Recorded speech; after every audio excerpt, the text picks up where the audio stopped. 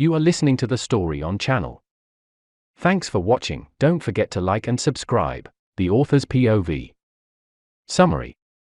The person whom the world revolves around. The person who defeats all of his opponents, and ultimately gets the beautiful girl. The sole existence all villains fear. That is the protagonist. What about me? As a failed author who had only one success throughout his whole career, I had reincarnated into my late novel. This is it. I thought, as I tightly clenched my fist. Did I just get reincarnated in my own novel? Is this where I reincarnate in a novel and become the protagonist? No. Sadly, it's not that kind of novel, as I reincarnated as a mob. The world doesn't revolve around me. The girls don't come flocking towards me. The cheat items don't come to me. Phew. I let out a sigh of relief. Thank God I'm not the protagonist. I joyfully shouted as tears streamed down my cheeks. Wait, are you curious as to why I don't want to be the protagonist? I did forget to mention the most important thing when I was describing a protagonist. That is, they are calamity magnets. I just died. If I learned something from that, it's that it really isn't a pleasant experience. If possible, let me live a long, stable life. Thank you, whoever reincarnated me. I would later come to regret these words. Chapter 1, Prologue. Efforts never betray you.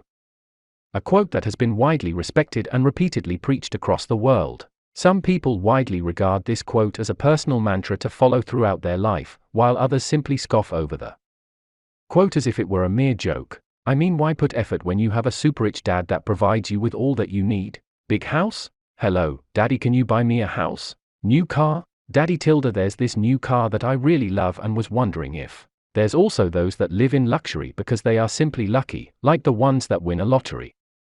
I mean, how much effort does it take for someone to win a lottery? Congratulations, you have won 200 million. How does efforts never betray you apply here? Of course, setting those examples aside, there were many cases in which the quote proved to be correct. For example, have you seen the movie, what was it called? Right, The Pursuit of Happiness. It was your perfect example of efforts never betray. It hi tbthldd li iitht ith hi dltbf hi ldddit. It was a touching story about a homeless dad living in the street with his son, and later, because of his pure love and dedication for his son, he managed to succeed and became a millionaire. Very touching. But what about me? What have I got to say about efforts never betray? It was utter bullshit. Period. Efforts never betray? I could only simply scoff at such a ridiculous notion. I mean, sure, if you put in some effort you would definitely achieve better results than your regular mob out there, but was that really all to it? Was this the key to success? No. It simply wasn't. The key ingredient to success was talent. No matter how much effort you put into something, you would never be able to surpass the unsurmountable mountain known as talent. I mean, look at football, for example. Many people train just as hard as Messi or Ronaldo, but in the end, they don't even come close to their level. No matter how much they trained, no matter how much blood, sweat, and tears they put in, they would never be able to even touch their ankles. What kind of bullshit was that? Getting back on topic. Why did I have such a grudge against the quote, efforts never betray? Simple. It was because I was one of those idiots that wholeheartedly believed in the quote. You see, my parents died when I was 14. Some bastard got drunk and ran them over. I couldn't remember how many times I had cried myself to sleep because of the accident. My parents didn't have siblings, and both my grandparents, maternal and paternal, had already left the world, making me an orphan. Luckily, they had enough money in their bank account to last me until school finished, and thus I studied as my if life depended on it. I mean, it literally was. I would study hours and hours on end, just so that I could enroll at the prestigious University A and later find myself a suitable job for myself. But hold on. How could I possibly afford to go to university? I mean, university usually costs a hell of a lot of money. A bank loan? Would they loan to someone that had no parents and no assets? Well, I tried, but in the end, I got rejected by the government. But there was a way. A scholarship. If IDTLFHL high ILDTTD ITILT. If I managed to secure myself a scholarship, I could attend university without paying a single cent. Luckily University A, the only university near me, offered a scholarship program that was perfect for me. One of my teachers heard that they only offer one scholarship a year for people in the school I attended. But that was enough for me. If I studied hard enough and achieved a high enough score, there was definitely a chance. And so I studied so hard that all the friends I had made over the years became estranged. But I was fine with it. As long as I could attend university, I could make all the friends that I wanted, was what I thought at that time. But looking back at it now, I could only laugh at how naive I was back then. Thanks to all the effort I put in, I managed to get on the top 1% percentile in the national exams, but in the end, the scholarship I so wanted never came. Funnily enough, I only found out later that the one who got the scholarship was actually lower ranked than me. Apparently, his father was a highly influential person and helped him secure the scholarship for him. That scholarship should have been mine. All the sleepless nights and lonely days that I had spent became worthless. What's even more frustrating was the fact that the father could totally afford to send his son to university without a scholarship. Since you could afford it, why not give it to someone who actually needed it? I wanted to apply to other universities for scholarships, but they were all outside of my city, and I couldn't afford to move. At that point, having exhausted all my family's savings, I was dirt poor. I could barely feed myself through part-time jobs. How could I possibly study in another city where the rent was levels beyond what I could afford? And thus left with no choice, I dropped all my studies and continued attending part-time jobs. I slowly sank into depression and found an escape route in food, manga, and web novels. As I gained weight and found myself putting on more pounds with each passing day, it became increasingly harder for me to continue going to part-time jobs, as I would always run out of breath after standing for over 10 minutes. Fortunately, I found myself a new hobby: writing web novels. At first, I took it as a hobby to pass time, but later as more and more people started reading my novel, a fire that had long been extinguished ignited inside of me, prompting me to continue writing. And I succeeded. My first novel was a hit, and money started coming in. Descent of the Hero. Description: Cypher, an orphan boy from a poor village, hopes of one day becoming a hero and embarks on a tough journey to fight against all odds and become a hero. Rating: 4.7, 513 reviews. Views: 5.5 m. Words: 1.3 m. Sure, it was your typical story of hero versus demon king, but what could I say? As long as I liked it, and it made money, it'll do. Right? At least that's what I thought at first, but as time progressed and as my second and third novels came out, I found myself slowly losing interest. It was not because I hated writing, no, it was simply because of what I was made to write. Because I was catering to my readers, I slowly started straying away from what I liked writing. I started writing things that I did not like. For example, people loved fan service, but it was really uncomfortable from a writer's point of view. Especially for a virgin like myself. Fortunately, I had the internet to help me, but it was stuff like this that made my passion for writing decrease. I mean, who would want to write about putting some cucumber in their mouth? Certainly not me. And though I did exactly as my readers asked, apart from the first novel, I never found my novels making it in the ranks. And here I was today staring blankly at my laptop. Click, click, click, click, click. The monotonous sound of my keyboard typing echoed inside of my room. The same boring pattern repeated like any other day. Wake up. Type. Eat. Type. Repeat. Finishing my last sentence, I pressed the save button at the top right of my screen and clicked send. Finishing my last sentence, I pressed the save button at the top right of my screen and clicked send. Sigh. Letting out a long sigh, I dazedly look at my ceiling. How long will I have to continue to do this? Bitterly shaking my head, I look at my novel's comment section. Good Guy 85, our author-san, I feel like your writing is becoming worse and worse. Weeboo, replying to Good Guy 85, I totally agree with you. This novel had so much potential, but I feel like lately the story started derailing. Truck Driver, I totally agree with you, man. There are too many plot holes and Dux Machina. It's getting ridiculous. Boy Wonder, thanks for the new chapter. Twilight Star, dropped. Boob Monster, hey hey hey, where the ecky scenes? Rooster Boy 65, dude is married to Mary Sue. Bam. Fuck. What do you mean my writing is getting worse? Slamming the table with my fist, I raged at my computer. I'm tired of this shit. Closing the laptop down, I forcefully tried to calm myself. Getting angry was not good for my blood pressure. I actually quite liked my new novel. This novel was the fruition of my frustration and desire to try something new so that I could ignite the last remaining embers inside of my heart. It was your typical weak to strong story, but unlike my previous novels, this one was set in a modern futuristic setting. The story's background starts in 1980 where the Great Cataclysm occurred. A three-stage disaster that hit the Earth, causing the world to drastically change. The world to drastically change. The first phase of the Great Cataclysm, shift in tectonic plates all over Earth, moving countries from where they were previously, resulting in tsunamis and earthquakes, killing millions in the process. The sudden shift in tectonic plates caused the world map to permanently change, with there only being one landmass surrounded by water. The second phase of the Great Cataclysm, huge portals started appearing where unknown species, which were later identified as demons and other races, started emerging. At first, they were docile, but as soon as they deemed humanity weak, they started rampaging all over the place. But with great disasters come opportunities. As portals appeared, humanity managed to gain access to mana, a special force that lingered throughout the atmosphere and originated from other worlds.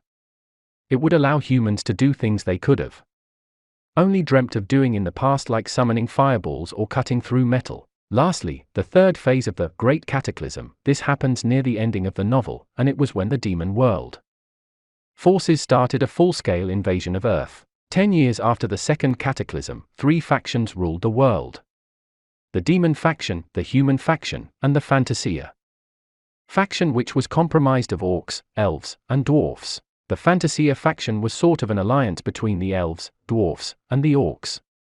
And that was because they were practically forced into one. Demons were the manifestation of greed. They were created with the sole goal of devouring planets. They would first start by entering a planet, then as time progresses they would reproduce like crazy, and slowly, once they gained enough strength, they would devour the planet. The elves, orcs, and dwarfs were all refugees and survivors from the demons, who had already conquered their home planet. At first, when the elves, orcs, and dwarfs arrived on Earth, they chose to observe. They wanted to see if the humans were worthy enough to join their alliance to fight against the demons.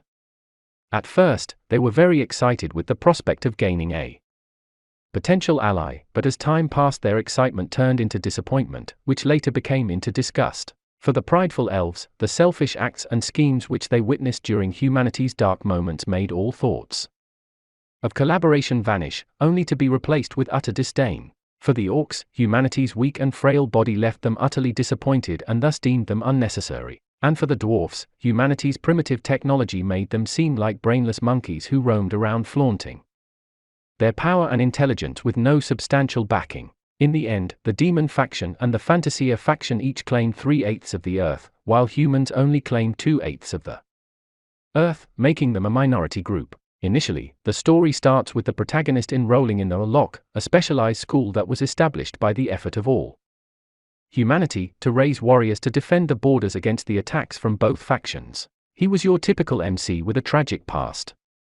Parents died due to war at the hands of demons. Vengeance against demons. And so on. It was what you would expect from an MC. It was my masterpiece.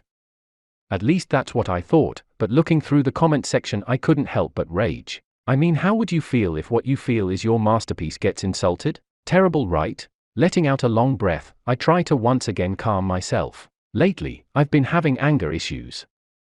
The simplest thing could get me mad, which just goes to show how bad my anger issues were, but it couldn't be helped. With how shitty my life was, I was bound to develop a twisted personality.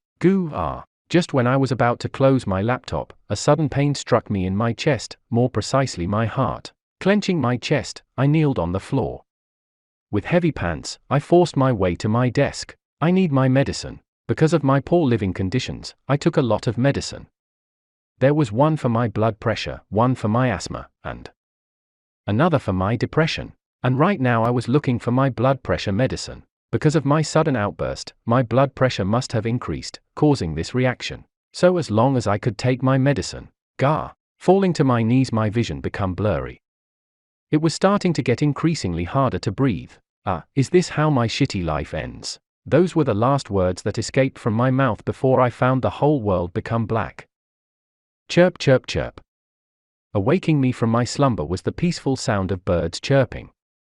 I could faintly feel the warm, gentle sunshine envelop my whole body, causing my lethargic self to feel more energetic. Opening my eyes, I found myself inside a one-bedroom apartment. Rubbing my eyes to make sure I was still not sleeping, I blinked a couple of times and once more looked at my strange surroundings. Aren't I supposed to be dead? Was what I thought at first, but seeing that I was still breathing and seeing just fine, I thought that perhaps someone had rescued me moments before I died, and right now I was in a hospital. But with each passing second, I realized that this was not the case. Why? Simple, it was because a large screen appeared right in front of me, startling the living daylights out of me.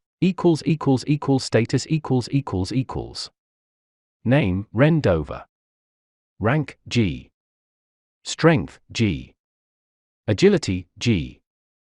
Stamina, G. Intelligence, G. Mana capacity, G. Luck, E. Charm, G. The author's POV. Chapter 2, I've reincarnated inside of my novel. 1. A multitude of questions emerged in my mind as I blankly stared at the floating screen in front of me. Ren Dover? Who was that? As far as I remember, my name was, What was my name? Sitting up on the bed, a blank look appeared on my face as I dazedly looked towards the window on my left. Jet black hair. Pale white skin. Blue ocean-like eyes. What was reflected on the surface of the window was not my face, rather it was a completely unknown face. It had rather attractive features, but it wasn't a face that would make people scream, "He's so handsome." Eyes aside, it was a pretty average face. One that you would forget after not seeing for a couple of days. Moving on to the body, this new body was rather skinny. It had some definition, but it could definitely do with a bit more muscle. But this was definitely not my body. I was supposed to be fat. Yet, looking at the reflection in the mirror, I couldn't deny that it was me who was controlling the body, as each time I touched my face, the reflection on the window also showed the youth reflected in the mirror touching his face. Sitting on the edge of the bed, I looked at my now skinny legs, which I had not seen since my high school days, and stood up.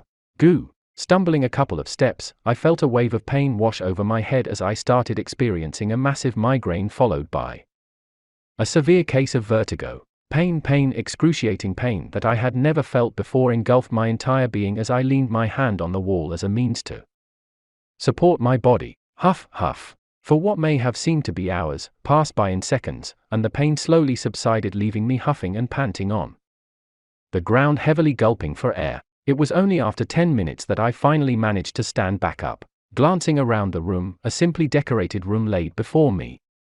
The room was furnished with the basic necessities that comprised of a clean white bed, an old wooden spacious desk, a tall wardrobe, and a small bathroom. As I looked around, on top of the desk, I saw a strange tablet-looking object. Being desperate for answers, I immediately walked over to the desk where the table-like object was, in hopes of figuring out what was going on. As I was walking, a strange sensation tickled my brain, as I felt a sense of discontinuity between my movements. At first, I thought it may have perhaps been due to me suddenly becoming skinny, but actually, more than me not being used to moving due to my body transformation, it was more like I was not used to this body at all. It almost felt as if there was a lag in my movements.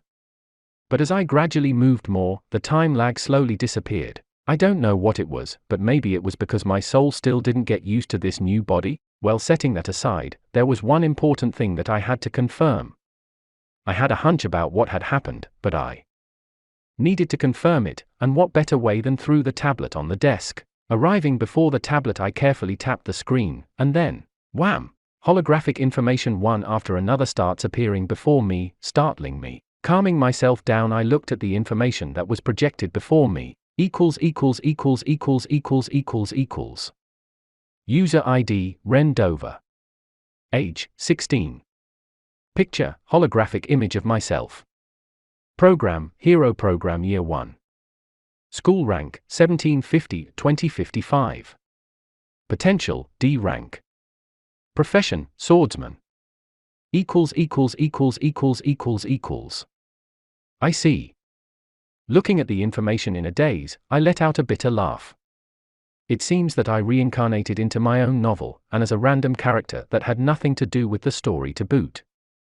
Not the protagonist, but a completely unknown mob. The author, should obviously know every character in the novel, but who in the world was Ren Dover? I never created such a character, but looking at how things were, I should probably not consider this world a novel anymore, as I was literally breathing and moving inside of what seemed to be the plot of my novel. If you were wondering as to why I am remaining so calm in this situation, it's simple really. I hated my previous life.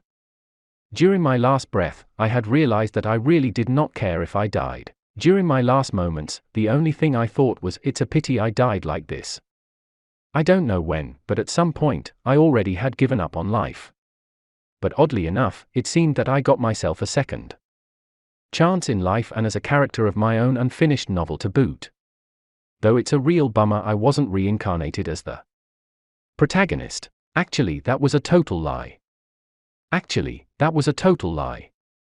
Who in the world wants to be the protagonist? Me? Huh? Are you crazy? Why in the world would I want to be some justice-driven fool who attracts danger wherever he goes? I just got a new life, why in the world would I throw it away like that? I ain't stupid, although I am jealous of his would-be harem. I mean, I did make them beauties, but who cares?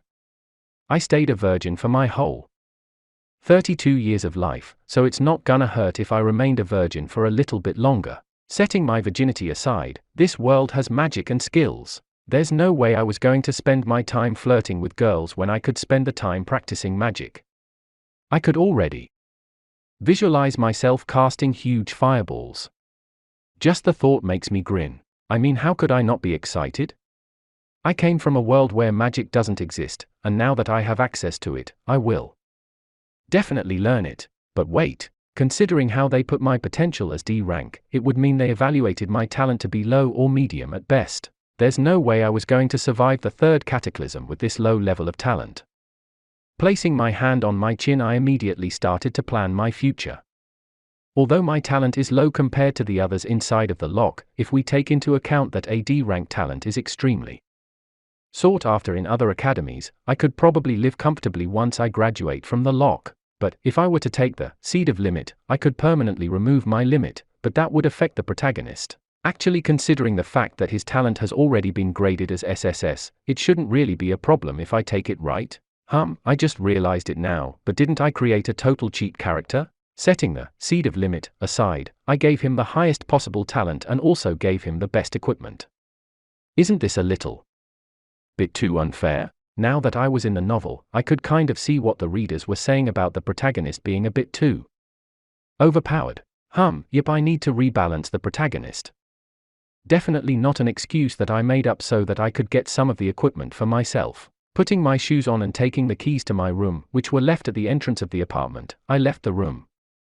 Even if the protagonist doesn't take the seed of limit, he would be able to exceed his limit thanks to other cheat items I've given him, so I guess it's fine if I take it. From the very first moment I was reincarnated, I had decided, I will live how I want to. Screw efforts never betray. Only a cheat like me who knows future events and where the cheat items were, could become successful. Setting my foot outside of the lock, I felt a nice gentle breeze pass by me. Phoo, how refreshing. Stretching my arms, I headed towards the train station. The academy should be starting in a week, so I have to find any means possible to increase my stats during that 1 week. I believe at this point the MC was already rank E borderline D, which was leagues above a rank G like me.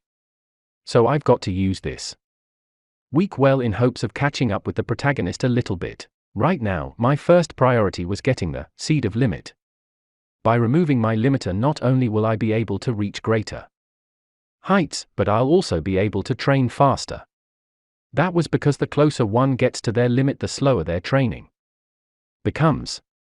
Hence why the higher your potential was, the greater your training speed was. In order for me to find the seed of limit, I must head towards the Clayton Ridge in the outskirt of Ashton City, the city that I was currently in, which was also known as the capital of humanity. After the first cataclysm, the world map completely changed. Before Earth was a huge body of water with separate continents. Spread across it, Africa, North America, South America, Europe, Asia, Oceania.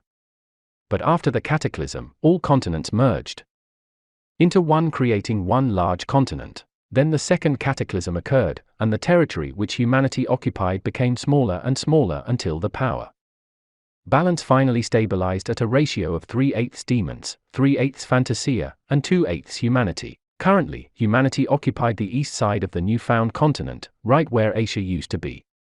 New infrastructures and cities were built, and among all the cities that were built, 5 cities stood out from the rest. Conviction City, Dromeda City, Lewington City, Park City, and lastly Ashton City, the current human capital. Now, why were these cities so important? It's because they were humanity's last safeguard. Each city safeguards the borders of the human territory from potential invasions and threats coming from demons and other races. Conviction City stood at the very north of the human border and safeguards humanity against the potential threat coming from the orcs, who were a war-driven species. Brutus, the current leader of the orcs, was especially fearsome, as he was regarded as the one-man general in the battlefield. His fearsome display of strength may come as a shock to many people as they each become flabbergasted at his cruel and fearsome strength. Dromeda City safeguards the western area, which was right at the edge of the demon territory and the elven territory. Fortunately, the elves, unlike the orcs, were not a war-oriented race, hence the only source of worry were the demons. But even if the elves don't participate in the war, the demons' fearsome strength was leaving Dromeda on their wits' end. Lewington City safeguarded the southern area of the human territory and protects against demons coming from the south.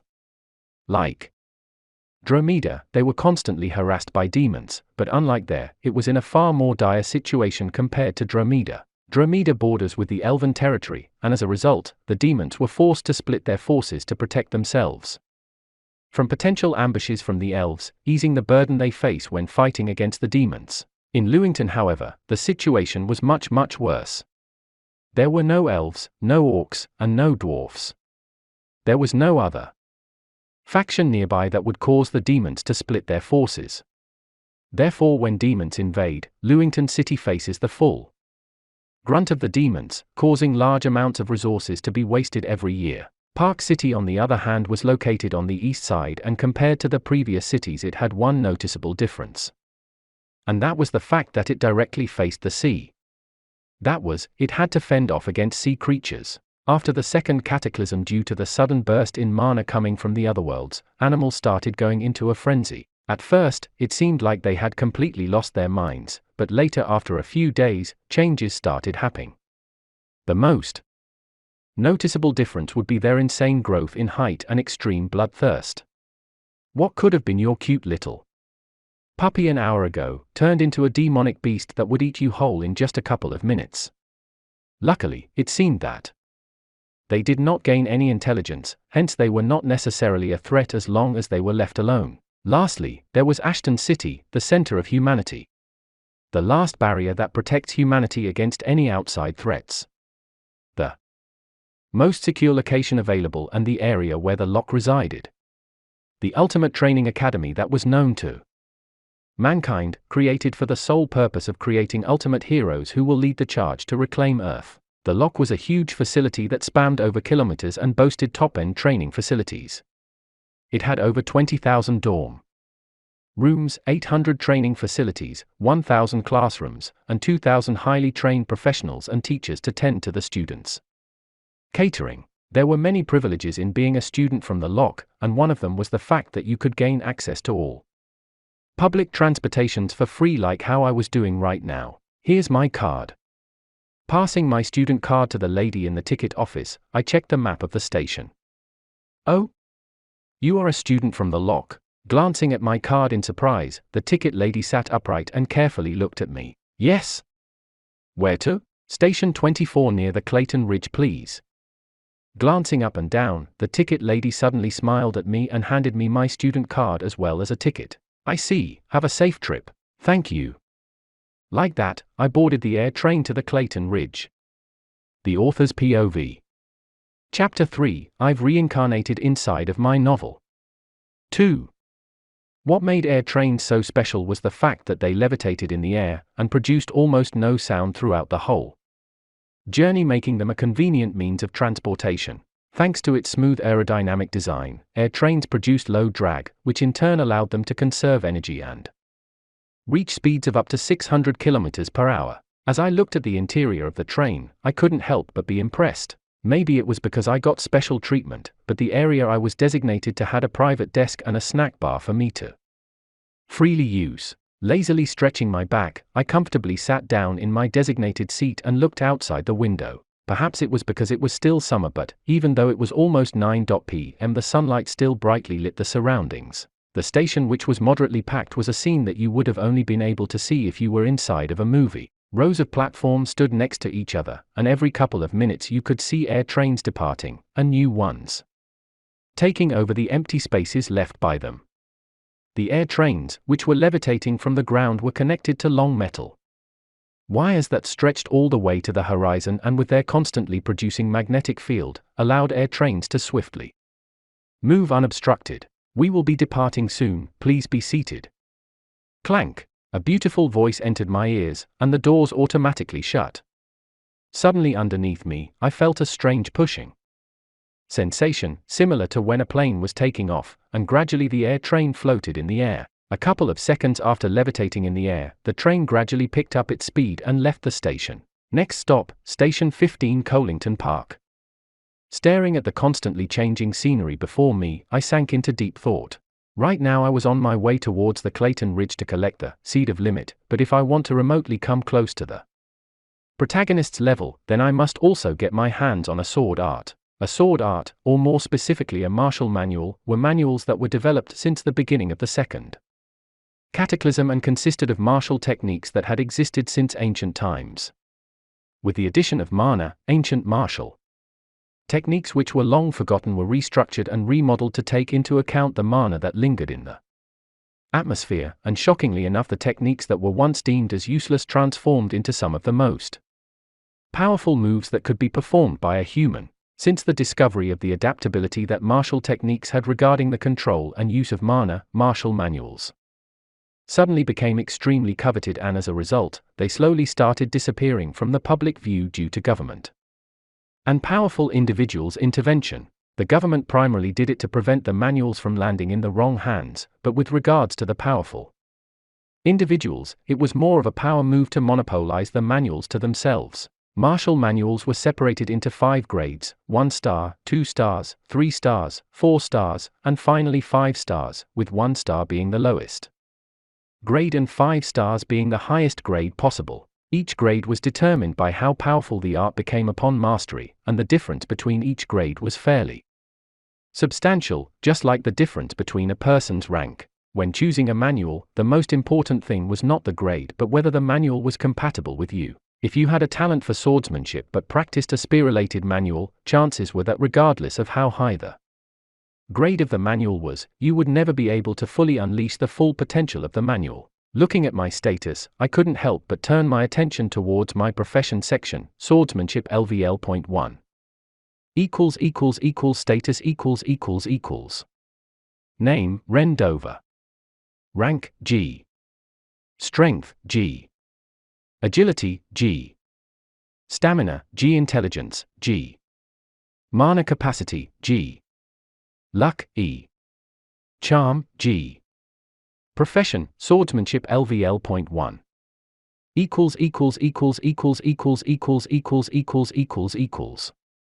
I don't know whether this was a coincidence or not, but the protagonist also has a talent for swordsmanship, which in hindsight was advantageous for me as I know every cheat skill he gets for his swordsmanship profession. In particular, a certain sword art catches my interest. The Kiki style swords art. When I was coming up with different sword arts to give to the protagonist, I came up with 3 different styles. The Kiki style, the Levi Shaw style, and the Gravar style, which were all 5-star manuals. The Kiki style, the one that interests me the most, was a sword's art that required an inhuman level of speed when drawing. A sword. In the setting I created, it was a sword art that Grandmaster Toshimoto Kiki created. He was a Japanese sword practitioner who later became famous for his unrivaled strength. He was also one of the first humans to awaken mana during the second phase of the Cataclysm, as Grandmaster Kiki was already a respected swordsman even before the second Cataclysm, when mana made its way into the world. Once he awakened, his human restraint was severed, resulting in the creation of the Kiki style. An incredibly powerful sword art where the user would draw the sword from the scabbard so quick that by the time the opponent feels danger she was already dead. It was a one-draw one-kill type of style. Because it was a one-draw one-kill type of style, its flaw was fairly obvious. That was, you no longer hold the advantage over the opponent once they successfully defended the first attack. The second style was the Levi Shaw style. Grandmaster Levi Shaw, who also awakened at the same time as Grandmaster Kiki, created his own unique sword art. Unlike the Kiki style, the Levi Shaw style operated differently. It was a much more beautiful sword art. When writing the novel, I remembered describing it as a sword's art that would mesmerize anyone who caught sight of the art. Though it was an extremely beautiful sword art, you should by no means underestimate it, as it was just as deadly as it was beautiful. Probably the most balanced sword's art out of the three, but in terms of offense it was not as good as both the Kiki style and the Gravar style, who specialized in offense. Lastly, the Gravar style, the most infamous sword's art of the two. To call it a sword art was, by all means, a compliment. No fancy swing, no fancy move, it relied just purely on raw physical strength that overwhelmed every opponent that came across it. It was a series of random swings with no foundation behind them, but at the same time, because of the user's enormous strength, it allowed them to easily overwhelm the opponent. Why was it infamous? Simple, because anyone who practiced the sword's art would find themselves suffering unbearable pain. In order for one to train the Gravar style, the requirement was to reforge the human body by restructuring the flesh and bones within the human body to better suit the art style. It was a gruesome and painful procedure that could mentally break down anyone who tried practicing it. Although there was a high chance of a mental breakdown, if you managed to practice the Gravar style successfully, you were basically guaranteed inhuman strength that would make anyone fear you. Going back as to why I was interested in the Kiki style with respect to the other two arts, there were actually two main reasons. One was that personally, my favorite art out of the three was the Kiki style. I mean, why wouldn't it be? Imagine facing hundreds of opponents, when suddenly all their heads fall off with you looking like you hadn't done anything. Wasn't that totally badass? Secondly, I couldn't possibly take the Levi Shaw style, as it belonged to the protagonist. I couldn't be changing the scenario too much, or else my dream of a peaceful life would go to waste. Also, the Gravar style was far too brutal for me to even bother learning it. I am by no means a masochist. At first, when writing the novel, I wanted the protagonist to practice the Kiki style, but the more I wrote, the more I figured it did not match his character, and thus I discarded the Kiki style. Fortunately, by some sort of twist of fate, I am now inside my own novel and could now wash away my regrets and practice the Kiki style. Moreover, I don't have to worry about the repercussions of learning the sword's art, as me learning it won't affect the plot line of the novel. I decided to learn the Kiki style right after I collecting the Seed of Limit. Thankfully, the location of where the sword art was located was not that far off from the Clayton Ridge, and so by the end of the week, I should be able to have both the Seed of Limit and the Kiki style. Next stop, Station 24, Clayton Ridge. Waking me up from my deep thoughts was a beautiful voice coming from the train speaker. Taking a glimpse outside the window, I could see huge mountains in the distance. As the tectonic plates shifted, it caused continents to clash against each other, resulting in huge mountains and ridges suddenly appear across the world. The current Clayton Ridge was the result and aftermath of Japan hitting the east side of China, causing the ground to be elevated and creating a chain of mountains. Standing below the huge majestic mountains and admiring the sight, I couldn't help but sigh. This really isn't a novel anymore. It all still feels unreal to me. As the creator of the novel, I always have this feeling of incredulity. It all feels fake.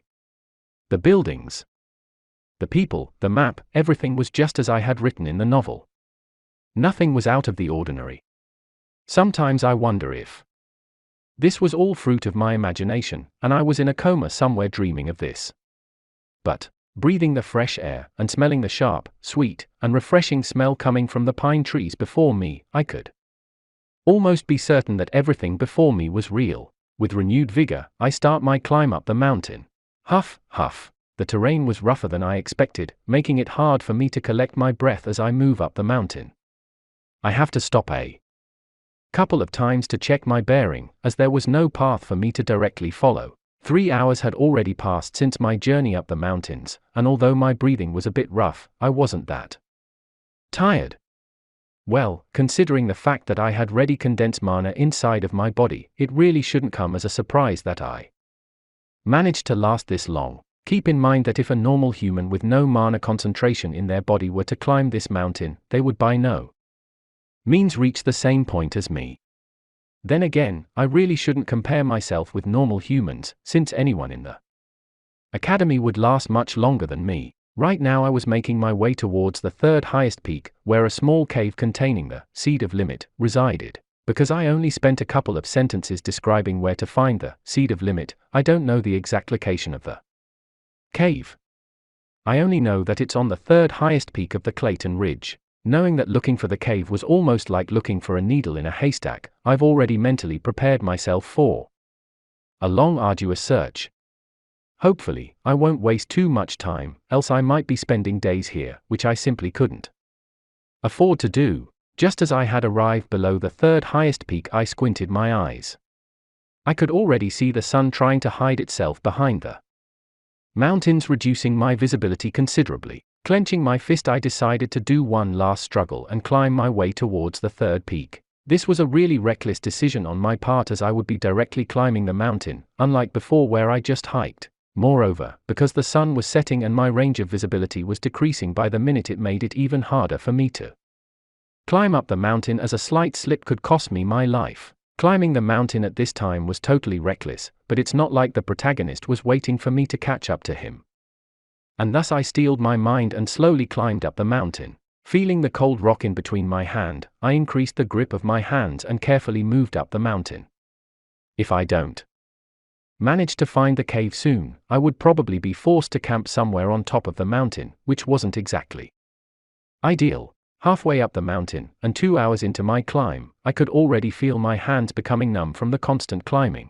The sun, which had set long ago, only left endless darkness, making it impossible for me to see more than a couple of meters ahead of me. As the nights progressed, the cold kicked in, further adding to the difficulty of the climb. It was already hard to climb before, but now things got even harder. Not to mention that my whole body started aching like crazy. Gritting my teeth, I endured the stinging pain coming from my arms and continued my way up. Inserting my feet into a narrow gap, I paused and looked up. Although it was dark, I could still see a couple of meters ahead of me. Squinting my eyes, I saw a small protruding rock coming from the top left of my view. Remembering a similar description from my novel, my eyes lit up and I forced my body to climb up near the rock. Placing my hand on top of the rock and applying some pressure, I was able to confirm that this was the right place, as a small gap appeared behind the rock. Applying a little bit more pressure, I moved the rock further to the side, allowing me to see what's right behind the rock. Bingo! Smiling widely, I used all my strength and pushed the rock outwards, causing it to fall down, opening a small gap for which a single person could enter. Bang! After 10 seconds of free fall, a large sound could be heard from below the mountain, sending shivers down my spine. Had that been me, I would have likely turned into an armlet if anything else. Turning my attention back to the cave, I slowly pushed my body inside the small gap. As I entered the small hole, I crawled my way forward for a couple of meters until a wide opening appeared before me. Increasing my pace, I enter the cave. As soon as I entered the cave, I felt all the energy drain out of my body, causing me to weakly slump on the ground. I was exhausted, both physically and mentally. From the moment I entered the Clayton Ridge to the moment I reached the cave, all I did was non-stop physical work. I hiked non-stop for 3 to 4 hours and then climbed 3/4 up the third peak. If it wasn't for the fact that I had already awakened by the time I reincarnated into the novel, I would have already been exhausted halfway through the hike. Let me be clear. I was also extremely lucky throughout the journey. That was, I did not encounter a single animal. Since most animals who were exposed to mana turned berserk, I expected some kind of encounter against one of such animals in the mountain, but fortunately for me, I had come prepared as I brought a low-grade beast repellent that warded away any beast below G rank. Thus, thanks to the repellent, I encountered 0 beasts, which in turn helped me preserve some of my energy, allowing me to find this place faster. Leaning against the wall of the cave, I slowly regained some of my energy. Glancing around, all I could see was a huge cave that I couldn't see the end of. Smiling to myself, I got up and moved towards the depth of the cave. It's about time I upgrade myself. The author's POV. Chapter 4, I've reincarnated inside of my novel, 3. Letting out a long breath, I dazedly stared at the scenery presented before me. I expected something out of the norm, but this, overwhelmed, would be the perfect word to describe the sensation I was feeling at the moment. A huge towering tree stood in front of me. Its large roots deeply penetrated the hard rock, almost as if it was made of clay, and its lush green leaves made one wonder if there really was no sunlight here. Right on the top of the tree was a pale red fruit that looked extremely succulent. It resembled a peach, but contrarily to a regular peach, it had a yellow glow enveloping it, making it clear that it wasn't just your regular peach that you could get from the supermarket. Taking a deep breath, I looked directly at the fruit that contained the seed of limit, with burning desire. This is it. Once I get my hands on the fruit, my future will change entirely, I thought as my eyes couldn't detach themselves from the pale red fruit that sat on top of the tree. I will no longer be some good-for-nothing author who lazes around his house, raging at his own readers. No. Instead of writing other stories, I will be writing my own, and, glancing at the fruit above me, I raise my hand and slowly clench it. It all starts from that fruit.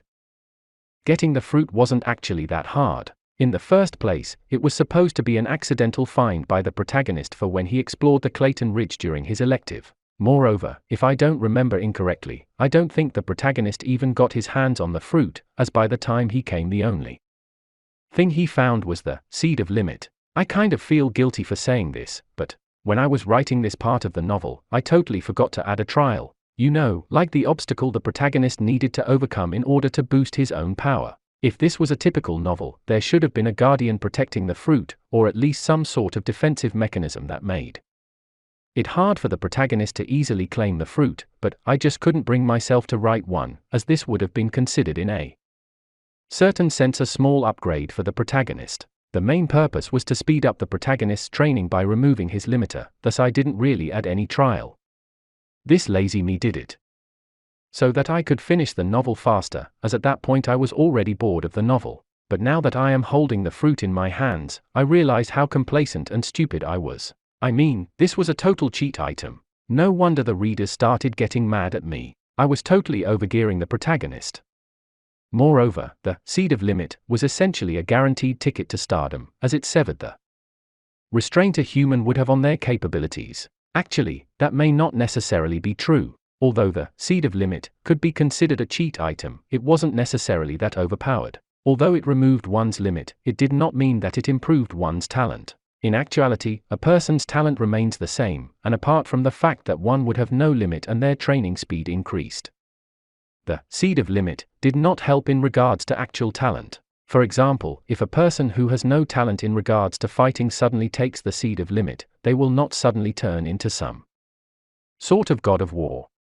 No, if such an item were to actually exist, I might as well just drop the novel and be done with my day. I mean, who would bother reading a novel where the protagonist doesn't overcome any hurdles and just bulldozes his way to the top? Fortunately, I wasn't dumb enough to create such an item. With the seed of limit, one could only remove their rank cap, but other than just faster training speed, the seed of limit didn't do much. Moreover, even if a talentless person took the seed of limit, they could at most train their stats to be absurdly strong, but if they were to face someone just as strong as they were, then they would instantly be defeated. Still, imagine if the seed landed in the hands of a talented individual that wasn't the main protagonist. Just the thought sends me shivers. Forcefully pushing down my feelings of guilt, I carefully observed the fruit. Its pale red color, added with its holy-like glow that was enveloping it, made it seem like I was holding a fruit straight out from heaven. Swallowing the saliva that was stuck inside of my throat, I gently opened my mouth and took a small bite out of the fruit. Instantly an overwhelming sweetness enveloped my taste buds, making them dance with joy. The juices coming from the fruit overflowed inside of my mouth, and the succulent taste coming from the fruit made me momentarily forget everything around me. Shortly after gulping the first bite of the fruit, I could feel my body changing. My eyes became sharper, my head became clearer, and my muscles became more explosive. I could feel myself slowly becoming stronger.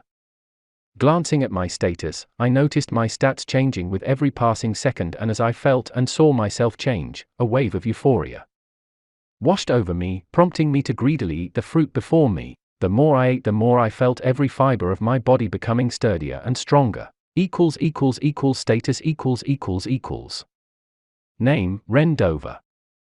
===================================================================================================================================:======================================================::::::ll Strength G+. Agility G+. Stamina G+. Intelligence G+. Mana capacity G+. Luck E. Charm G. Profession Swordsmanship LVL.1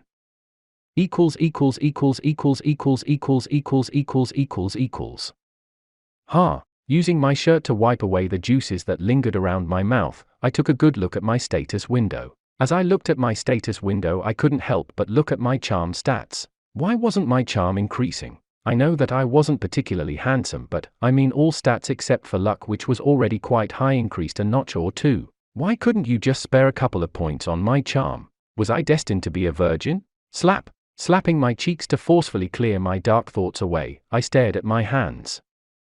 A small brown seed nestled in between my hands. Is this the seed of limit? Now that I paid close attention to it, I really couldn't determine the difference between this seed and any other seed that could have been both from a supermarket. It was neither too big nor too small, just about the size of a coin, and if it weren't for the fact that it came from the holy-like fruit, I would have in no way have been able to tell this was the seed of limit. I mean, it looked so normal that I wouldn't be surprised if someone would just laugh at me if I were to tell them this was a cheat item. But of course, since I am the author, I know that this normal-looking seed is in fact the key to my future. I did mention this before, but the protagonist never actually ate the fruit. Why? Because he never had a chance in the first place. In the original plot, the protagonist and his classmates would go on an elective in the Clayton Ridge. During the excursion, the first to find this place wasn't the protagonist, but the protagonist's rival. Once the rival found the tree containing the fruit, he immediately ate the fruit and discarded the normal-looking seed, which was later found by the protagonist, who, by sheer luck, managed to discover its effect and ate it. Yes, I know. I was currently fully reflecting on myself. The more time I spend in this world, the more I realize how depressing my writing was. Now that I think about it, since I ate the fruit, I kind of prevented the rival from upgrading himself. This wasn't good. The rival was vital to the plot. He was one of the reasons why the protagonist managed to become so strong. Me indirectly affecting his growth is also indirectly affecting the protagonist's growth.